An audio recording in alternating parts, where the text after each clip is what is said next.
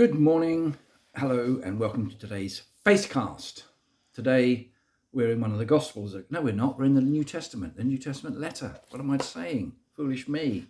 We're in the New Testament letter of the Romans. That is, St. Paul writing to the the church in Rome, the newly formed church in Rome. This is way before the church became the Roman Catholic Church, or Roman Worldwide Church, is what that means. This is way before the formation of the church then. This is those who have taken the way of Jesus, the good news about Jesus, have taken it to Rome and are living in faith there. He says to them, because he's talking about telling other people about the good news, he says to them, I am not ashamed of the gospel, because it is the power of God for the salvation of everyone who believes. The gospel, we use that term quite loosely, don't we? Is that gospel? This is the gospel. This is the gospel truth, we might say in conversation. Meaning the gospel means good news. Quite literally, it is good news. And so if it's gospel truth, it is really true. It's the real truth. And the real truth about the gospel is Jesus Christ and him crucified and him risen from the dead. I am not ashamed of this good news, says St. Paul. That's interesting, isn't it? Because it's difficult for us to share this good news with other people sometimes. We're not ashamed of it, but it's kind of awkward to tell people about Jesus. To say, yeah, I follow Jesus because it seems to show me what life is all about. It makes sense to me that this is the way to live life, the way that he lives life. It's quite challenging, but it's also very fulfilling. I'm not ashamed of the gospel, he says, because it's the power of God. The good news about Jesus, which we find written in the words of the Bible, our book of instruction, it's the power of God.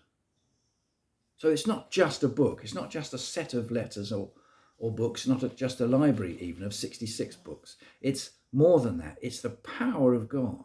And reading it is communing with him.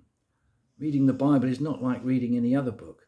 It is a living word, we say, because it is Jesus himself in print form.